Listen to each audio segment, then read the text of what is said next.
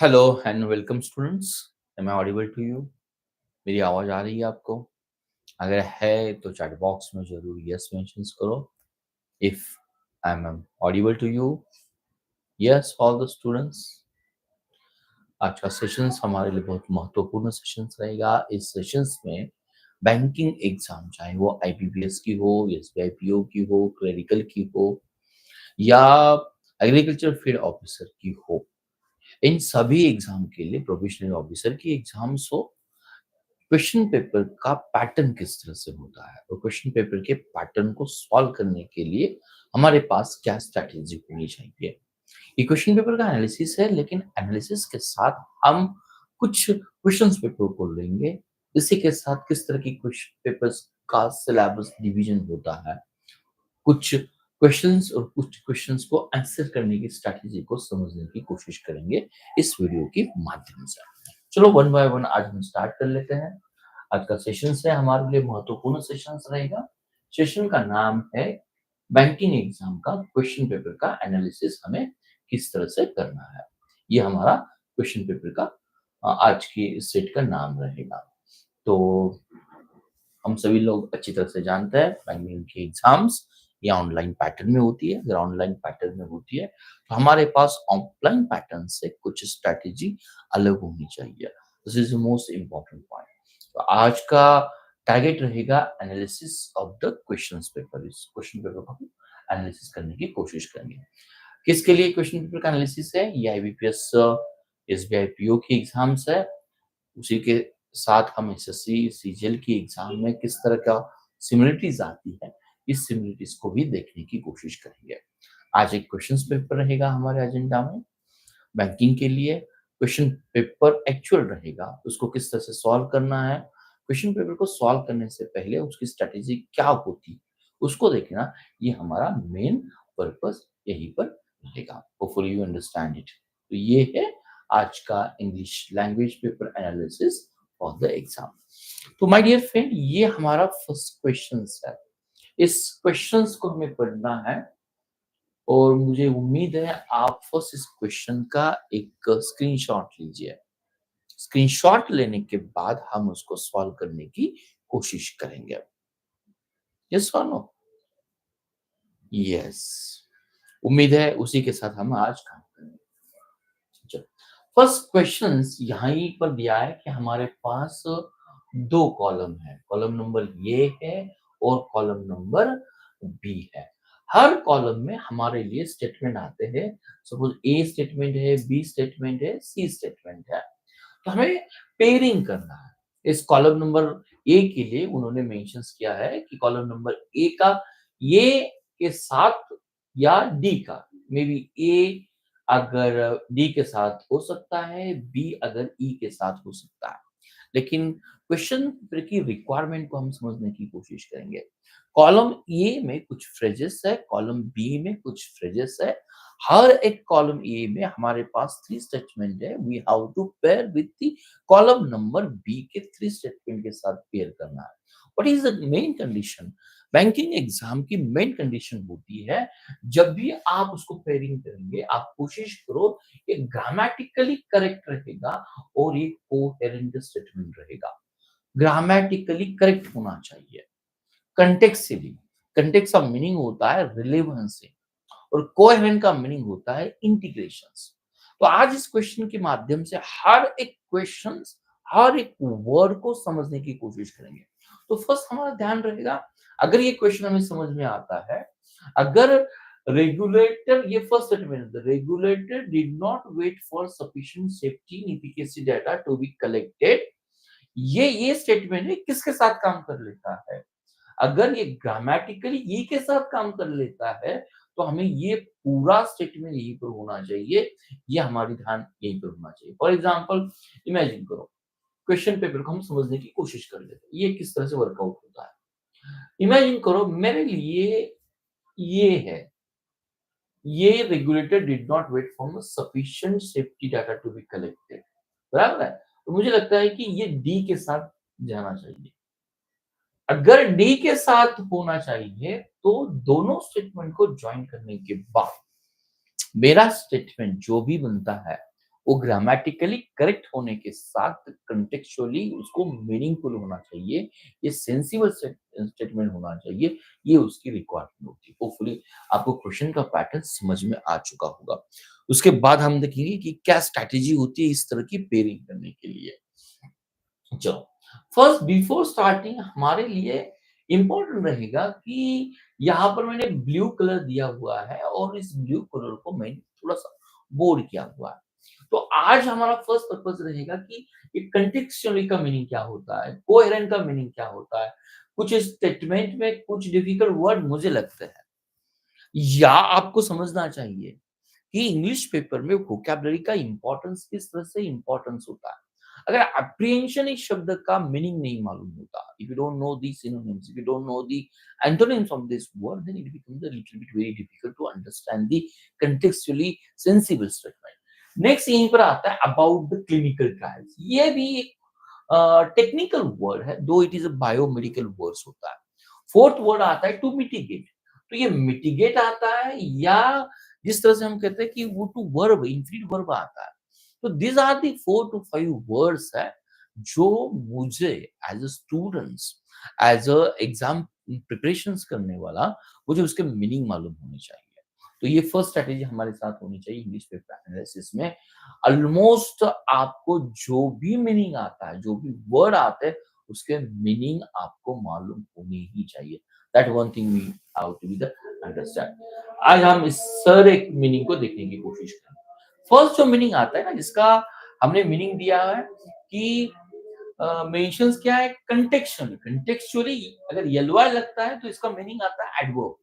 Context का meaning क्या होता है? इंडेक्स का मीनिंग यहीं पर आपके साथ मैंने दिया हुआ है कि रिलेट्स, कि जो रिलेशंस है in a way relates to the context of circumstances, कोई भी इवेंट से अगर वो मैच करता होगा। अगर ये स्टेटमेंट में कोई साइंटिफिक फैक्ट है तो ये साइंटिफिक फैक्ट्स के साथ यहीं पर मैनेज होने वाला चाहिए। अलग-अलग 2 मीनिंग है, 2 मीनिंग का मैंने आपको मीनिंग दिया है, लेकिन आप अपनी नोटबुक में ज़रूर मेंशन करो। कॉन्टेक्स्चुअल का मीनिंग क्या होता है, एक एडवर्ब की तरह यूज़ किया जाता है, जो भी before and after the word आता है, तो हमें वो समझने में मदद कर लेता है। This is one things. चलो नेक्स्ट मीनिंग आता है कोहेरेंट। कोहेरेंट का मीनिंग आता है जिस तरह से मैंने यहीं पर मेंशन्स किया हुआ है। कोहेरेंट एक एडजेक्टिव्स है, आपके आइडियाज़ हो, आपके थॉट्स हो, क्लियर होनी चाहिए, ईज़ी होनी चाहिए, लॉजिकल होनी चाहिए।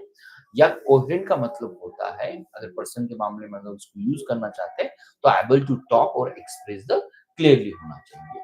दूसरा एक कोहेरेंट का मीनिंग आता है जिस तरह से हमने लेज़र लाइट को देखते हैं, लेज़र लाइट बहुत ही इंटेंसिव होता है। तो इस लेज़र लाइट के मामले में या फिजिक्स में जब 2 वेव्स आर कोहेरेंट होते हैं, तो फ्रीक्वेंसी हो, उसकी वेवफॉर्म हो, आइडेंटिकल हो जाती है, तो ये प्रॉपर्टीज ऑफ वेव्स है जिससे मोर स्टेशनरी बना देती है। तो ये फिजिकल टर्म्स भी आती है, तो ये हमें मालूम होना चाहिए। नेक्स्ट मीनिंग आता है अप्रीहेंशन। अप्रीहेंशंस का मीनिंग होता है कि हमारे मन में, जिस तरह से ये पिक्चर्स है आपके साथ, 2 तरह यूज़ होगा। एक पुलिस है, कॉप है, कई फ्यूज को पकड़ने की कोशिश कर रहा है और दूसरे पिक्चर्स में हमें दिखाई दे रहा है कि बच्चा कुछ डरा हुआ है। तो अप्रीहेंशन और टू अप्रीहेंड, ये दोनों का मीनिंग अलग होता है। अगर वर्ब होता है तो हम जरूर इसको यूज कर लेते हैं कि पुलिस अगर किसी को अरेस्ट करता है तो अप्रीहेंड, तो ये इसका मीनिंग होता है। अप्रीहेंशन का मीनिंग होता है कि हमें मिसट्रस्ट होता है, किसी के बारे में भय होता है, ये मीनिंग उसमें आते हैं। नेक्स्ट वर्ब आता है मिटिगेट की हम बात करें तो मिटिगेट का मतलब होता है किसी रिस्क को हम कम करने की कोशिश कर लेते हैं। तो make us something less serious और पेनफुल या अनप्लीजेंट हम उसको कहने की कोशिश करेंगे। हाँ, नेक्स्ट टर्म्स आती है क्लिनिकल ट्रायल्स। क्लिनिकल ट्रायल्स जिस तरह से मैंने कहा कि कोई भी अगर दवा या मेडिसिन अगर मार्केट में आता है तो definitely it has to first test on the animals. Animal के बाद सेफ्टी रिपोर्ट मिलता है तो लार्ज पॉपुलेशन में हम उसको ह्यूमन के ऊपर यूज करना चाहते हैं। तो उसके फेज 1 आता है, फेज 2 आता है, फेज 3 आता है, उसके बाद ड्रग रेगुलेटरी अफसर का रिव्यू आता है और ये ड्रग अप्रूव किया जाता है। तो this is a clinical trials for the launching of the new medicine. इसके लिए हम क्लिनिकल ट्रायल करें। This is kind of the research studies होता है, मेडिकल अप्रोच होता है, किस तरह से मेडिसिन को लॉन्च किया जाए। उसके अलग अलग मेथड्स होती है। डबल ब्लाइंड ट्रायल होता है, ब्लाइंड ट्रायल होता है, ओपन लेवल ट्रायल होता है। This are the technical terms, हमें उसके बारे में ज़्यादा मालूम नहीं होना चाहिए, लेकिन क्लिनिकल ट्रायल्स क्या है, उसी के बारे में हमें अच्छी तरह से मालूम होना चाहिए। तो फर्स्ट आप देखो, हमें यहाँ पर क्वेश्चन को सॉल्व नहीं करना। हमारा मेन पर्पज़ यही है, जो भी डिफिकल्ट वर्ड आते हैं, आप कोशिश करनी चाहिए जब आप प्रैक्टिस करते हो ना, उसका मीनिंग आना चाहिए। जिस तरह से देखो मैंने किन-किन शब्दों का मीनिंग आपके साथ शेयर किया हुआ है। मिटिगेट का मीनिंग, टू मिटिगेट का मतलब क्या होता है? एप्रीहेंशंस का मतलब क्या होता है? टू एप्रीहेंड का मतलब क्या होता है? उसके बाद हमने क्लिनिकल ट्रायल्स इस शब्द को देखा, क्लिनिकल ट्रायल्स का मीनिंग क्या होता है? उसको हमने देखने की कोशिश की। अभी हमारा टारगेट रहेगा इस क्वेश्चन को सॉल्व करके, किस तरह से सॉल्व करने की कोशिश करेंगे। तो there are this some methods है, कॉन्टेक्स्चुअली कोहेरेंट हमने शब्द को देखा। अभी देखो, the regulator did not wait for sufficient safety and efficacy data to be collected. ये शब्द देखो, टू बी कलेक्टेड। यहाँ पर आपको अगर समझ में आता है ना, यहीं पर ऑप्शंस दिए जाते हैं। यहाँ हमारे ऑप्शंस है, ये किसके साथ ऑलरेडी देखो, ये के साथ हमारे लिए दो ऑप्शन आते हैं, ये ई दिया है और ये ई दिया है। तो डेफिनेटली कहीं पर हमें कंफर्म हो जाता है कि ये इसके साथ वर्कआउट होता है and did not share the information about the clinical trial. तो मोस्ट ऑफ द टाइम्स हमारे जो भी क्वेश्चन में उसके आंसर्स आते हैं ना, ये अगर हम उसके ऑप्शंस का एनालिसिस कर लेते हैं ना, तो भी समझ में आता है। अभी नेक्स्ट देखो, यहाँ पर बी दिया हुआ है। If there is already some degree of apprehension about the safety and efficacy of the COVID-19 vaccines, तो हमारे लिए आइदर बी का डी ऑप्शंस है, तो हम जस्ट एक चेक कर लेंगे। The opportune natures of April process has been little to mitigate the such things concern. तो ये कोई टेक्निकल टर्म्स नहीं है, बस उसका मीनिंग हमें हमें समझ में आना चाहिए। नेक्स्ट ऑप्शन आता है सी के लिए, ई का ऑप्शन आता है। चलो हम देखेंगे, if the answer to those questions are affirmative, then then यहीं पर सी के लिए ई का ऑप्शन आता है। देन नहीं, ई का ऑप्शन नहीं, यहीं पर एफ का ऑप्शन आता है। Then made assumptions about the increasing rates of technology progress is a very reasonable। तो these are the methods, आपके पास ये ऑप्शंस हमारे पास होने चाहिए। देखो, आइदर हमारे पास थ्री ऑप्शंस रहेंगे, एक बी का ऑप्शंस रहेगा, या it will be the D का ऑप्शंस रहेगा, या ई का ऑप्शंस रहेगा। तो किस तरह से उसको सॉल्व करने की कोशिश करेंगे? तो हमारे पास there is no method, just contextually वो मीनिंगलेस होना चाहिए। तो this is of the regulator did not, तो ये ऑप्शंस हमारे लगता है डिड नॉट का ऑप्शंस आता है ये, जो यहाँ पर हमने मेंशन किया हुआ है। तो ऑप्शन नंबर ये और ऑप्शन नंबर सी, ये यही का आंसर्स नहीं हो सकते। सेकंड ऑप्शन की हमने बात की, there is already some degree of acute natures of approved process has done. तो ये आता है हमारे लिए, यहाँ पर ऑप्शंस आता है, डी ऑप्शन आता है, सी का एफ ऑप्शंस आता है। तो सी एफ कॉम्बिनेशन अगर और भी उसको कवर करने की कोशिश कर लेते हैं, सी और F combination, if the answers to those questions are affirmative, then क्या होता है, यहाँ पर कुछ ग्रामेटिकल एरर्स भी आपके सामने है। तो making should be use in place of the made की जगह पर होना चाहिए। दिस वन थिंग्स, टेंस का भी हमारे लिए बहुत ध्यान होना चाहिए। अगर इस तरह से हम देखने की कोशिश कर लेते हैं, तो हमारे लिए आंसर्स भी ये आता है। तो हमें क्या ध्यान होना चाहिए? हमारा ध्यान होना चाहिए पेयरिंग में सेंटेंस को मीनिंगफुल होना चाहिए, और पेयरिंग के टाइम हमारा ग्रामर के ऊपर भी ध्यान होना चाहिए। यहीं पर देखो, अगर इफ देयर इज ऑलरेडी सम, अगर ये प्रेजेंट टेंस में आता है, तो डेफिनेटली आवर कंसीडरेशन ये होना चाहिए, ये तो मीनिंगफुल लगता ही है। मेड ये पास्ट टेंस में आता है, तो यहाँ पर ये सी हो, if the answers to those questions are, यहीं पर देखो आर आता है, प्रेजेंट टेंस में आता है, ये मेड आता है। तो डेफिनेटली यहाँ पर सी और एफ का कॉम्बिनेशन नहीं हो सकता, लेकिन बाकी जो कॉम्बिनेशन है, ए का ई के साथ और बी का डी के साथ, ये based on the only contextual meaning के साथ आता है। मुझे पूरी उम्मीद है आपको ये क्वेश्चन नंबर फर्स्ट समझ में आया होगा। तो हमारे लिए आंसर्स कुछ वर्ड है, फिर भी हमने उसको मेंशन किया है, कोहर्जिव मेंशन किया है, कोहर्जिव्स जिसको सेकंड क्वेश्चन आता है, आपके पास 3 स्टेटमेंट है, एक बार आप उसका स्क्रीनशॉट लीजिए and the same way as like question number 1 उसको हमें जॉइन करना है। उसके पहले 2 शब्द है आपके साथ में शेयर करना चाहता हूँ। कोर्सिव का मतलब होता है अगर आप पिक्चर्स के साथ देखोगे, कहीं फोर्स करना, कंपेल करना समवन को समथिंग करने के लिए। इंटिमिडेट का मीनिंग जो आता है, उसको भी हम कोशिश करेंगे कवर करने की। इंटिमिडेट का मीनिंग आता है किसी को धमकी देना या धमकाना।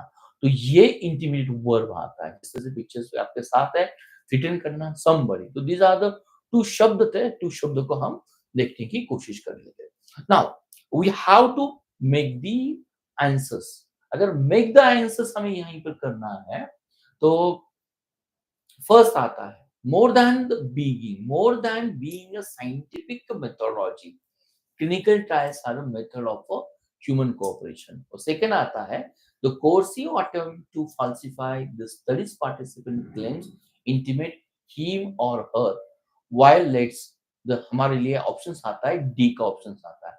अगर ये दो ऑप्शंस हमें मिलते हैं तो डेफिनेटली जो थर्ड ऑप्शन बाकी है this regulatory bodies and committee have remain the silent यहीं पे आता है the impression they are not independent. तो based on that one we have the options number E. तो ये दो क्वेश्चंस थे। तो ये दो क्वेश्चन से हम ये एनालिसिस करने के बाद हमें क्या समझ में आता है कि बस कुछ ग्रामेटिकल एरर भी हो सकती है, उससे हमें फाइंड आउट करना है, या अगर वोकैबुलरी बेस्ड होता है तो कॉन्टेक्स्चुअली मीनिंगफुल सेंटेंस बनाने के लिए हमारे पास वोकैबुलरी स्ट्रांग होनी चाहिए। Hopefully you get the analysis of this to pairing of the question. चलो नेक्स्ट क्वेश्चन है हमारे लिए। बस आपके साथ में क्वेश्चन डिस्क्राइब कर लेता हूँ। यहाँ पर आपको एक स्टेटमेंट दिया हुआ है, there is a vending machine on the platform that dispenses the snacks. बराबर है। और इस स्टेटमेंट में आपको वन वर्ड दिया हुआ है जो बोल्डन लेटर्स में है। इस बोल्डन लेटर्स का आपको सिनोनिम चूज करना है। आइदर सेम मीनिंग यहां पर क्लियरली मेंशन किया है, जो आप इस तरह से वर्ड देखोगे कि जो हाइलाइटेड वर्ड्स है, चूज द वर्ड्स जो गिवन हाइलाइटेड वर्ड को रिप्लेस कर सकता है, इस तरह से रिप्लेस करे कि वो ग्रामेटिकली और कंटेक्चुअली करेक्ट हो सके। तो अगर डिस्पेंस है, इस वर्ड का आंसर डिस्बर्स आता है या स्क्वांडर आता है या डिस्ट्रीब्यूशन आता है, ये हमें डिस्ट्रीब्यूट आता है, ये हमें यहीं पर समझना होगा। अगेन दिस इज 3 क्वेश्चंस है। देखो यहाँ पर देखो 3 क्वेश्चंस है, 4 है, 5 है, 6 क्वेश्चंस है।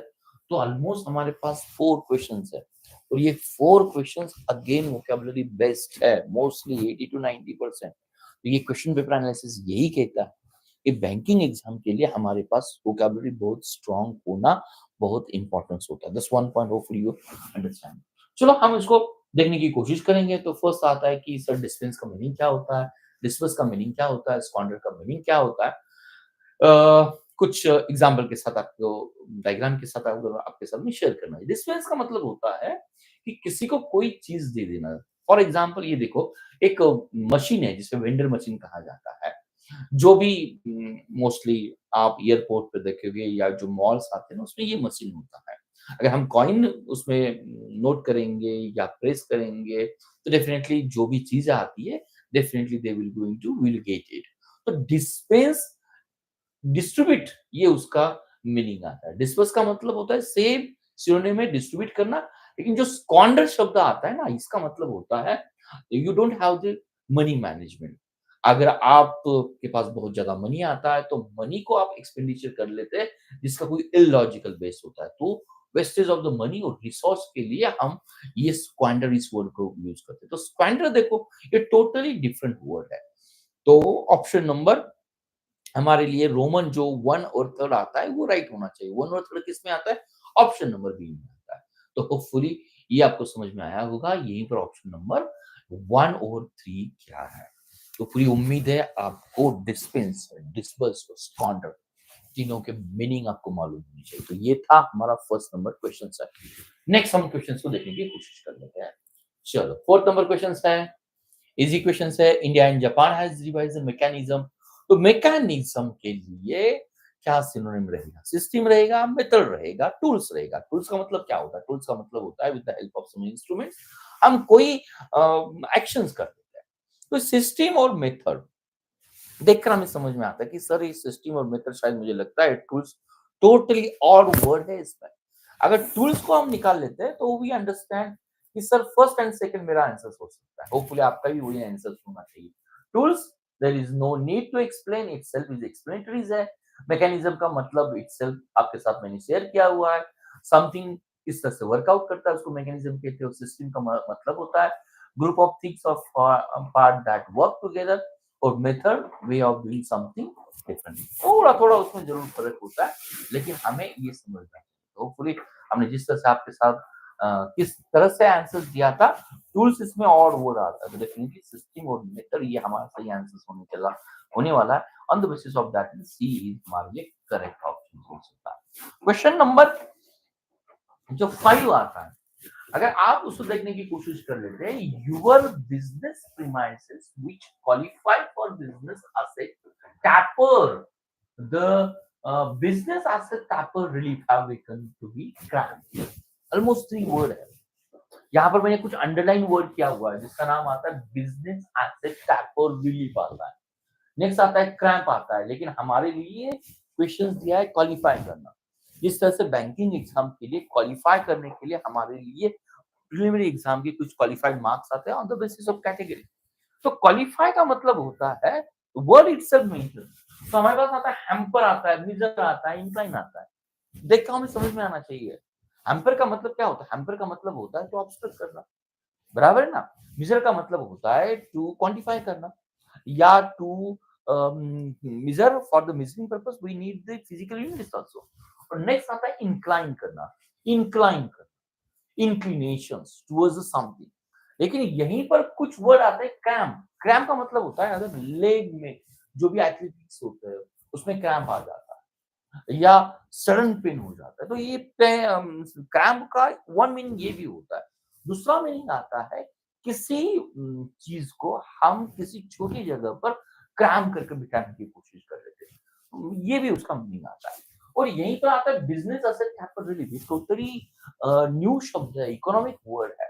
अगर हम कॉर्पोरेट टैक्स की बात कर लेते हैं यूएस में तो ये आता है tapper relief business asset. Business asset का मतलब क्या होता है आप बिजनेस करते हो अगर आपके पास फिक्स एसेट आती है जगह है मशीनरीज है बाकी कैपिटल्स है तो कॉर्पोरेट टैक्स या जो वर्ड आता है किसी एसेट को बेचने के बाद जो भी आपका प्रॉफिट होता है उसके ऊपर जो टैक्स लगाया जाता है उसको हम एक टैपर रिलीफ करते हैं। तो मुझे कोई उम्मीद है ये वोकैबुलरी आपके साथ होनी चाहिए।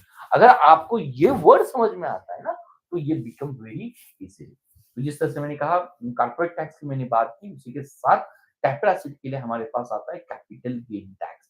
कैपिटल गेन टैक्स का मतलब होता है जो भी आपके एसेट बेचने के बाद जो प्रॉफिट होता है उसके ऊपर जो भी आपको टैक्स देना पड़ता है उसके लिए हम जो वर्ड यूज कर लेते हैं ना उस वर्ड का नाम आता है जिसे हम कैपिटल गेन टैक्स है। होपफुली मुझे लगता है कि आपको ये समझ में आया होगा। चलो तो यही मैंने एक्सप्लेन किया हुआ है।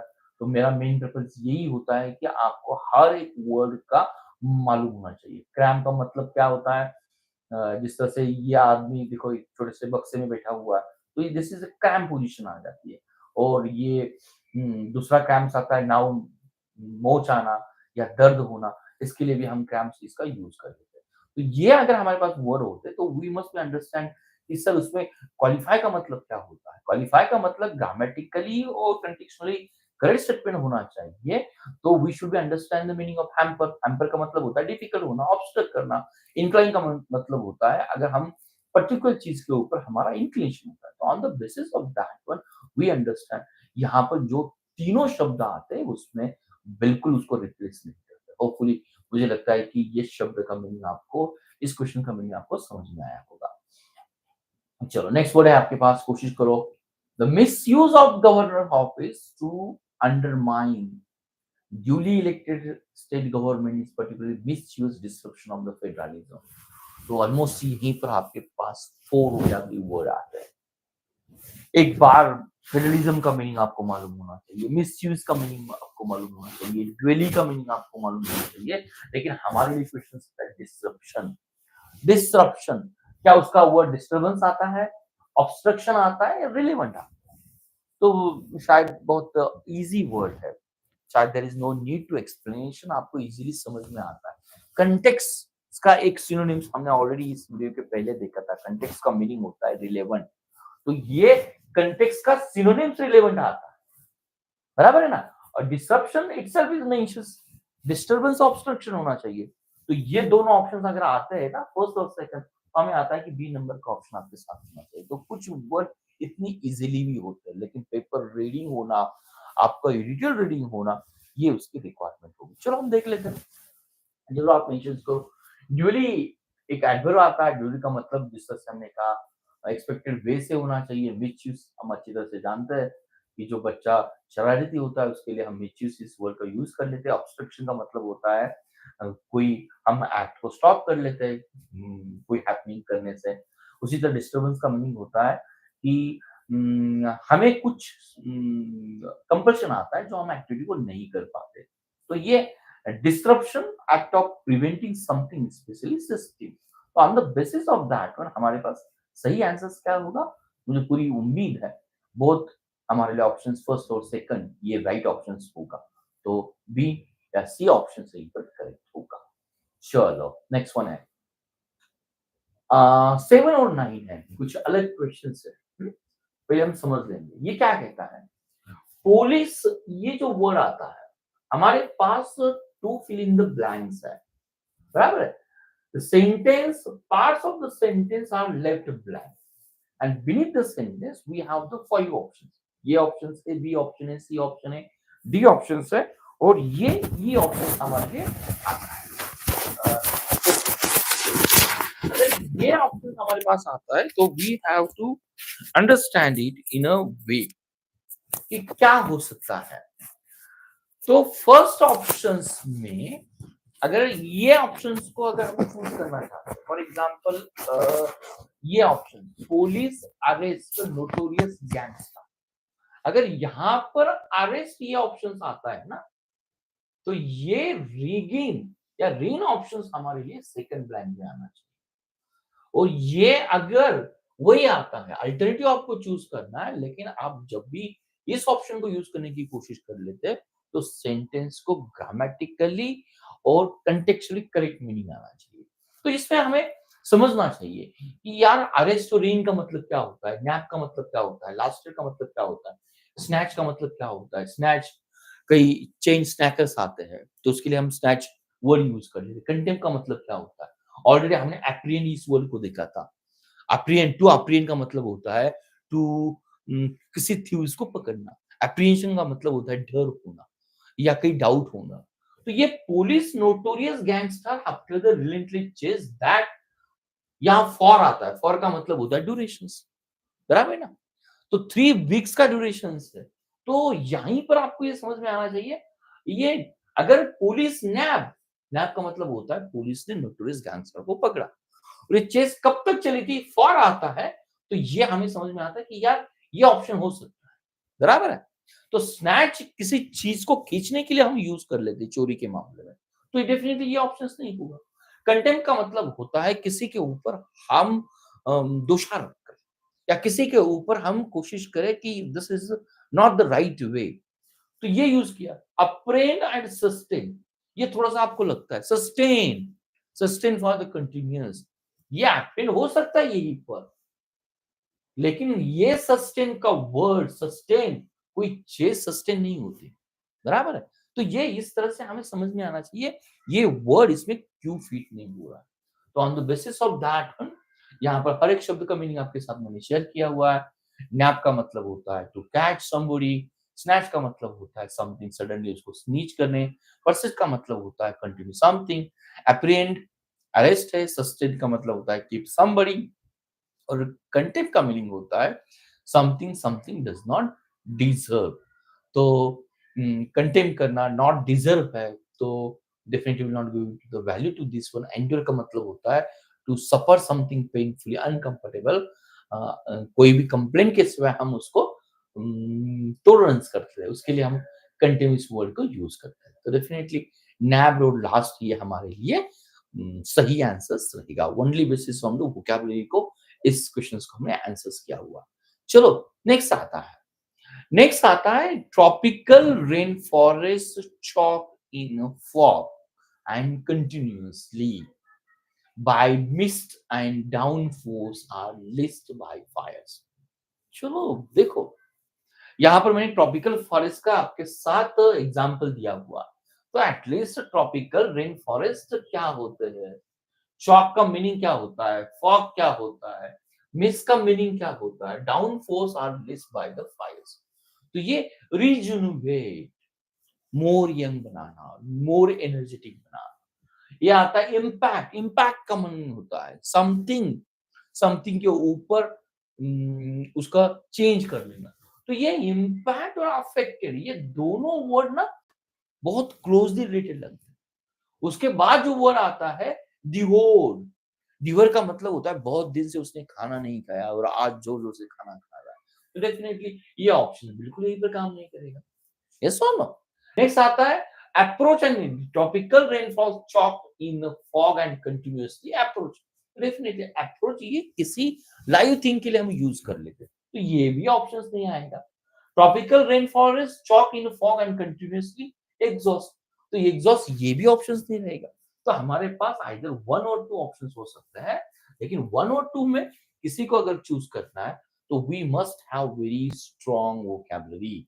तो अफेक्टेड, अफेक्टेड देखो हमारे लिए ऑप्शन नंबर 3 में आता है, to make somebody something change in particular way, to influence somebody something. Range का मतलब होता है जिस तरह से फॉग आता है कभी वेट कर लेना, तो ये रेन फॉरेस्ट की कंडीशन आती है, तो रेंज शायद मुझे लगता है कि ये सही वर्ड हो सकता है। ड्यूअर का मतलब होता है to eat something quickly, swear का मतलब होता है टू इन्फ्लुएंस समबडी आल्सो। तो इस तरह की ये जो क्वेश्चंस आती है ना, इस क्वेश्चंस को हमें यहीं पर देखना है। तो on the basis of that one हमारे लिए सही आंसर रहेगा drench and affected. Rejuvenate, to make somebody feel look younger, तो ये बिल्कुल नहीं रहेगा। मिस की कंडीशन है तो पानी तो जरूर रहेगा, तो ड्रेंच ये ऑप्शन रहेगा।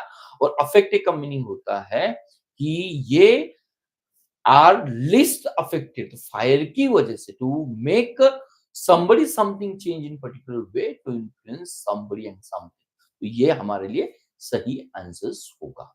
चलो लास्ट क्वेश्चन है आपके पास, देखो क्या दिया हुआ है, an interview is a good chance to how candidate difficult situation. यहाँ पर ब्लैंक नंबर 1 है, ब्लैंक नंबर 2 है। इंटरव्यू में क्या किया जाता है, डेफिनेटली आप आईबीपीएस पीयू की एग्जाम दोगे तो definitely you are going to face the interview. तो interview is a good chance to discuss how candidate improve difficult situations. An interview is a good chance to assess how candidates address difficult situation. Yes, थोड़ा सा B option हमें rightly लगता है। Interview is a good chance to analyse how candidates tackling difficult situations. Yes, ये भी option right लगता है। Interview is a good chance to evaluate how candidate approach difficult situations, तो ये भी थर्ड ऑप्शन बराबर लगता है। नाउ लास्ट वन आता है, an interview is good chance to understand how candidates enhance definitely. तो इस ब्लैंक को अगर निम्नलिखित ए बी सी डी में से जो भी दो वर्ड आते हैं उनको पुट करने के बाद यहाँ पर क्लियरली हमें समझ में आता है कि ऑप्शन नंबर ए गलत है, ऑप्शन नंबर डी गलत है, क्योंकि जो ग्रामेटिकली की बात नहीं आती है, कंटेक्सुअली बिल्कुल वो राइट नहीं होता। लेकिन ऑप्शन नंबर बी और डी ये हमेशा हमें कंफ्यूजन कर लेते हैं। तो फॉर दैट पर्पस इंटरव्यू का मेन पर्पस क्या होता है ये हमें समझना मालूम होना चाहिए। डेफिनेटली ये ग्रामेटिकली उसी के साथ हमारी वोकैबुलरी का वर्ड करेक्ट होना चाहिए। यहाँ पर देखो असेस भी बराबर लगता है, एनालिसिस करना भी बराबर लगता है, इवैल्यूएट करना भी बराबर लगता है। तो this are the three very closely related. तो कुछ क्वेश्चंस हमारे एग्जाम में इस तरह से होता है कि वोकैबुलरी हमें बिल्कुल सही लगती है। तो हमने इस क्वेश्चन का अप्रोच क्या था, जो भी हमें अंडरलाइन या नीचे हुए ऑप्शंस दिए जाते हैं ना उसको हम ब्लैंक 1 में ब्लैंक 2 में पुट करेंगे। उसके बाद उसका मीनिंग क्या आता है वो देखने की कोशिश कर लेंगे। तो आउट ऑफ 5 में से हमें समझ में आता है कि दो ऑप्शन बिल्कुल राइट नहीं है। तो आउट ऑफ 3, तो ये जो टेक्निक आती है ना, इस टेक्निक को हम कहते हैं कि यहाँ पर जो राइट नहीं है सिलेक्ट नहीं करेंगे, ऑप्शन को डिसलेक्ट करेंगे। आउट ऑफ 5 में से दो ऑप्शन तो करेक्ट नहीं है। तो हमारे लिए ऑप्शंस ये आते हैं, तो असेस का मीनिंग क्या आता है, एनालाइज़ का मीनिंग क्या आता है, इवैल्यूएट का मीनिंग क्या आता है, ये हमें समझना चाहिए। तो on the basis of that one, evaluate का मीनिंग आता है जो स्टडी, फैक्ट्स दी जाती है, उसके बाद ओपिनियन दिया जाता है। और अप्रोच का मीनिंग होता है जिस तरह से हमने कहा कि आप किस तरह से किसी प्रॉब्लम और सिचुएशंस को डील कर लेते हैं। तो on the basis of that one हमारे लिए सही आंसर्स रहेगा। असेस का मतलब होता है कि किसी सिचुएशन, इवेंट को या किसी घटना को उसका इम्पोर्टेंस क्या है वो देखना। इनहैंस का मतलब होता है कहीं और इम्प्रूव कर लेना, और एनालाइज़ का मतलब होता है कि किसी चीज़ को, इवेंट को डिफरेंट एंगल से देखकर उसको सॉल्व करने की कोशिश करना या उसको बेटर टू अंडरस्टैंड करना। तो on the basis of that one सही आंसर जो हमारे लिए होगा, ये इंटरव्यू की बात आती है तो इवैल्यूएट करना और अप्रोच होगा। यहाँ पर हर एक शब्द का मैंने मीनिंग आपके साथ शेयर किया हुआ है। तो आज के लिए ये हमारा लास्ट क्वेश्चन रहेगा। लास्ट क्वेश्चन आज के सेशन का रहेगा, तो आउट ऑफ 30 क्वेश्चन है, आउट ऑफ 30 क्वेश्चन में आज हम 12 क्वेश्चन को सॉल्व कर लेंगे। तो ये नेक्स्ट क्वेश्चन आता है 10, देन आता है 11 का क्वेश्चन रहेगा और 12 का क्वेश्चन रहेगा। क्या क्वेश्चन रहेगा? आपको ये सेंटेंस बोर्ड में दिया हुआ है, यस और नो? अगर बोर्ड में दिया हुआ है यहीं पर, तो you have to check it both way. अगर ये सेंटेंस आपका करेक्ट है, तो ग्रामेटिकली करेक्ट है या मीनिंगफुली या कंटेक्चुअली करेक्ट है, ये भी आपको यहीं पर देखना है। तो he made himself master of practically every branch of medieval learnings। तो यहाँ पर made आता है, कहीं पर has आता है, तो ये टेंस वाइज बराबर नहीं रहेगा। There must be consistency on a tense. एक में प्रेजेंट टेंस आता है, एक में पास्ट टेंस आता है, तो ये हमें समझना चाहिए कि नहीं यार, यहाँ पर क्या होना चाहिए। Next thoroughly. Thoroughly means completely, perfectly. तो ये नॉलेज आता है, थरोली नॉलेज, नॉलेज। अगर आप यहीं पर देखो, अगर मैं गर्ल कहता हूं, गर्ल, गर्ल को मुझे डिफाइन करना है, तो उसके लिए क्या वर्ड रहेगा दोस्तों? इसके लिए हम ब्यूटीफुली इस एडजेक्टिव को यूज करेंगे। उसी तरह से नॉलेज क्या है? नॉलेज नाउन आता है ना। अगर नॉलेज नाउन आता है तो उसको डिफाइन करने वाला क्या होना चाहिए? एडजेक्टिव होना चाहिए। लेकिन वी नो, अगर थोरोली यहीं पर हम यूज कर लेते हैं, तो ये थोरोली क्या आता है? थोरोली ये आता है एडवर्ब आता है। तो डेफिनेटली ये ग्रामेटिकली राइट नहीं रहेगा, ये गलत रहेगा। तो ग्रामेटिकली गलत रहेगा तो ये हमारा option, hope you understand it, yes और नो? तो ये ऑप्शन चला जाता है, तो नो करेक्शन स्टेटमेंट ये भी चला जाता है। तो हमारे पास ए, बी, सी इतने ऑप्शन रहते हैं। हमें डिलीशंस करना भी आना चाहिए। नाउ ये कहता है having through a knowledge of, has had a knowledge of. तो ये देखो, ये पास्ट टेंस आता है, पास्ट टेंस आता है तो ये प्रेजेंट परफेक्ट टेंस नहीं होना चाहिए। अगर प्रेजेंट परफेक्ट टेंस नहीं होना चाहिए तो ये भी ऑप्शन हमारा चला जाता है। अगर हम कंसिस्टेंसी देखना चाहते हैं, ये पास्ट टेंस आता है, तो डेफिनेटली दूसरी क्लॉज में हमारे लिए क्या आना चाहिए? परफेक्ट पास्ट टेंस होना चाहिए। और परफेक्ट पास्ट टेंस का हमारा एग्जांपल ऑप्शंस कौन सा आता है? आप जरा गौर से देखिए। तो गौर से देखिए तो हमें लगता है कि यस सर, आपने जो ऑप्शंस कहा उसमें सही ऑप्शंस आपका आता है, ये आता है डी ऑप्शन। तो मुझे पूरी उम्मीद है आपने इस क्वेश्चंस को ओनली ग्रामेटिकल एंगल से देखने की कोशिश की। थोरोली का मीनिंग आपके साथ है। थोरोली का मतलब होता है परफेक्टली करना, कंप्लीटली करना। तो हमने थोरोली को थ्रू से रिप्लेस क्यों किया? अच्छी तरह से आपके साथ मैंने एक्सप्लेन किया हुआ है। नॉलेज नाउन है, तो नॉलेज को डिफाइन करने वाला क्या होना चाहिए? नॉलेज को डिफाइन करने वाला एडजेक्टिव होना चाहिए। तो ऑप्शन नंबर डी क्यों राइट है? तो इस क्वेश्चंस में आपको ग्रामेटिकली और ग्रामर का बेसिक होना बहुत इंपॉर्टेंस होता है। चलो नेक्स्ट क्वेश्चन है हमारे पास, कोशिश करो हर एक। देखो, देखो, जीनी हैज बीन गिल्टी फॉर। तो ये जियोनी, तो ये बहुत डिफिकल्ट आ जाता है ना। जियोनीस क्या हो सकता है? इंस्ट्रूमेंट का नाम है या आदमी का नाम है? लेकिन अगर हम नेक्स्ट सेंटेंस को पढ़ लेते हैं ना, हैज बीन गिल्टी फॉर, तो डेफिनेटली ये पर्सन ही होगा। मे बी मेल होगा, मे बी फीमेल होगा। For intentionally inflicting malware in 20 million phones by Chinese code. तो ये चाइनीज कोड में उसमें सजा दी हुई है। तो हमें एरर देखना has been found guilty for. तो ये जो आता है ना, ये पूरा जो क्वेश्चंस आता है दोस्तों, ये आता है हमारे फ्रेजल वर्ड पर काम कर लेता है या प्रीपोजिशनल फ्रेज पर काम कर लेता है। किसके ऊपर काम कर लेता है? Prepositional force. तो ये हमेशा ओनली टू ऑप्शंस आते हैं। जो गिल्ट शब्द आता है, आइदर गिल्ट ऑफ के साथ यूज किया जाता है या हमेशा ये गिल्ट अबाउट इस प्रीपोजिशन के साथ यूज किया जाता है।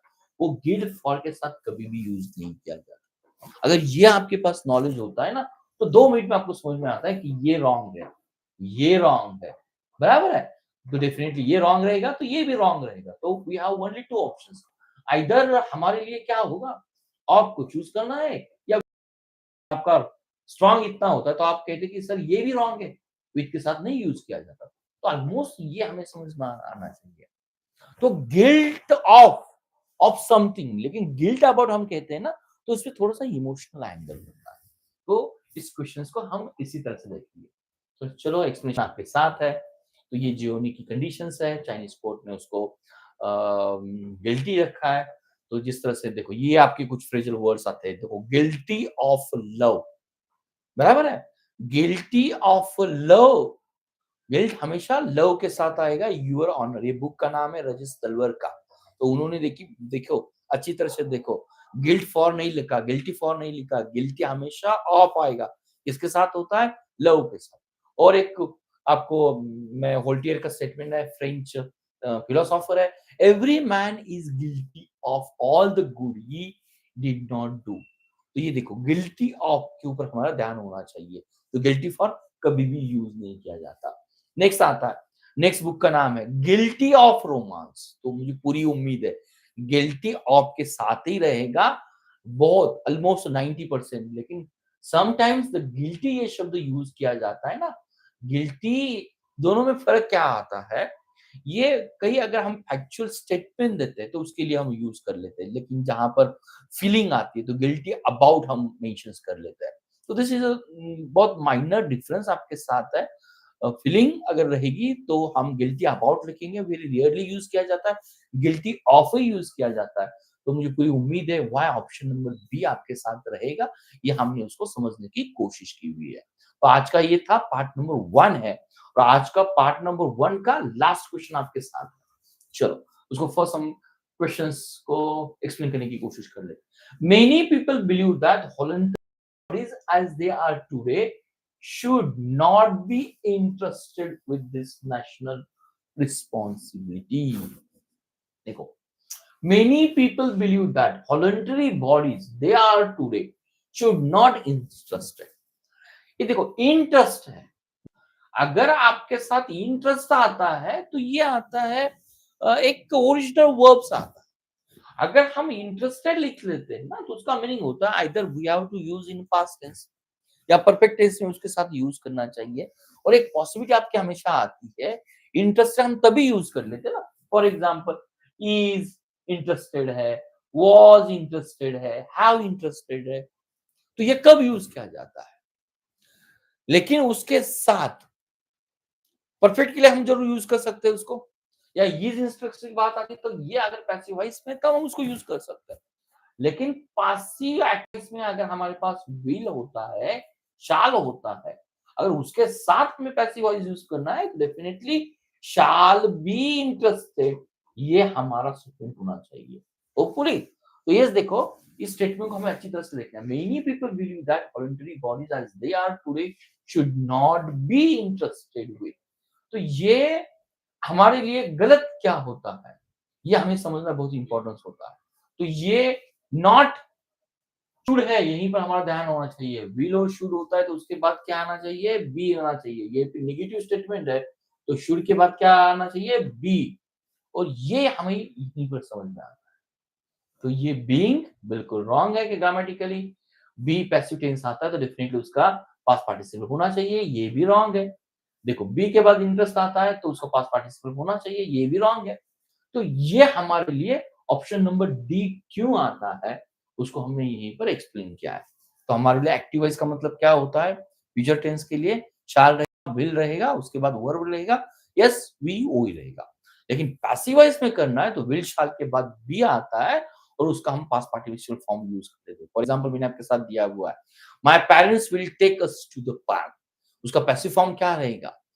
अस के लिए हम क्या यूज़ करेंगे? वी करेंगे। We will be taken to the park by our parents. तो ये आता है आपका सिंपल फ्यूचर टेंस का पैसिव टेंस में करने का एक मेथड्स। तो नॉट बी इंटरेस्टेड विथ ये हमें होना चाहिए। क्यों होना चाहिए? क्योंकि शुड के बाद नॉट आया है, तो definitely according to the passive voice rules हमें ये स्टेटमेंट को यूज़ करना है। तो दोस्तों मुझे पूरी उम्मीद है ये 30 क्वेश्चंस है। 30 क्वेश्चन में आज का पार्ट था क्वेश्चन पेपर एनालिसिस का पार्ट नंबर 1। मुझे पूरी उम्मीद है इस पार्ट नंबर 1 को आपने ज़रूर अच्छी तरह से अगर देखने की कोशिश कर लेते हैं, लाइव हो या ऑफलाइन होता है। ये हमारा पर्पस क्वेश्चंस के आंसर को देखना नहीं है। हमारा पर्पस ये होता है कि क्वेश्चन के आंसर्स को किस तरह से सॉल्व किया जाए। तो आज का एनालिसिस क्या कहता है? आज का एनालिसिस यही कहता है आपके साथ कि आपकी वोकैब्युलरी बहुत स्ट्रांग होनी चाहिए। अगर आपकी वोकैब्युलरी स्ट्रांग होगी तो ही आपको स्टेटमेंट समझ में आ जाएगा। और ये समझने के बाद आपको कॉन्टेक्सचुअली राइट होना चाहिए। जिस तरह से हमने देखा रेन फॉरेस्ट, तो 2 मिनट में आपको समझ में आना चाहिए। रेन फॉरेस्ट का आपको विजुअलाइजेशन होना चाहिए। रेन फॉरेस्ट में हमेशा बारिश होती है, हमेशा वहां पर पानी होता है, मिस्ट होता है, फॉग होता है, तो कहीं पर वो पानी के साथ होना चाहिए। तो इसीलिए हमने वेट ये शब्द को यूज किया। अगर अप्रीहेंशन और अप्रीहेंड में क्या फर्क आता है? नॉलेज की हमने बात की, नॉलेज के साथ पहले क्या आना चाहिए? थोरोली क्यों आना चाहिए? थोरो क्यों आना चाहिए? तो ये ग्रामेटिकल होता है।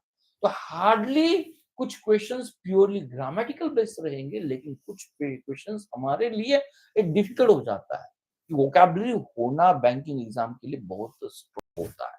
तो पूरी उम्मीद है ये पार्ट नेक्स्ट वीडियो में रहेगा, part number 2। Almost we are going to cover the remaining questions जो हमारे लिए बहुत महत्वपूर्ण रहेंगे। मुझे पूरी उम्मीद है आपने इस वीडियो को सराहा होगा। मुझे इसी के साथ इस चैनल को, इस वीडियो को अपने दोस्तों के साथ शेयर करें, उसको लाइक करें। अगर चैनल पर न्यू है तो चैनल को ज़रूर सब्सक्राइब करें। आपका वो मोटिवेशन ही मुझे हमेशा इंस्पायरेशन देता है। उसी उम्मीद के साथ नेक्स्ट वीडियो तक आप स्टडी करते रहिए। और English is very simplest language if you study in the right direction with the right way. नमस्ते, धन्यवाद।